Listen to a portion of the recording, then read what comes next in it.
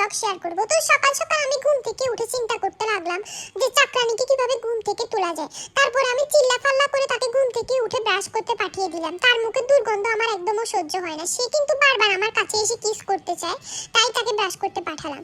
তারপরে সে ব্রাশ করে ফ্রেশ হয়ে আমার হাগু পরিষ্কার করতে চলে আসলো।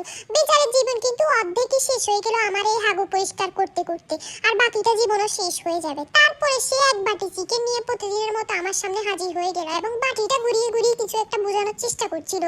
আমি কিন্তু এসবে খুবই বিরক্ত। প্রতিদিন কি একই খাবার খেতে ভালো লাগে, তোমরাই বলো। তারপরেও সে কিন্তু প্রতিদিন চিকেন ফিশ এই দুইটা খাবার নিয়ে আমার সামনে হাজির হয়ে যায়। আমার কিন্তু একদমই ভালো লাগে না। আমি যে একটু ইয়াম্মি ইয়াম্মি খাবার খেতে, তাই কিন্তু আমি খাবারটা রিজেক্ট করে দিলাম আর অপেক্ষা করতে লাগলাম যে আমাকে নতুন কোনো খাবার দেয় কিনা। কিন্তু খারাপ মহিলা কিন্তু আমাকে কোনো খাবারই দিল না, তাই আমি বাধ্য হয়ে আগের খাবারটা ফিনিশ করে নিলাম ক্ষুধার জ্বালায়।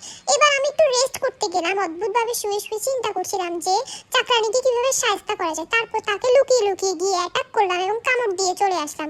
আসার পথে দেখলাম সে আবার লুকিয়ে লুকিয়ে খাচ্ছে আইসক্রিম, তাও আবার আমাকে রেখে। তাই আমিও একটু খেয়ে নিলাম, তারপর একটু গুড বাচ্চার মতো ঘুমিয়ে নিলাম। তোমরা সবাই আমাকে দেখে অবশ্যই মাশাআল্লাহ বলবে, ঠিক আছে?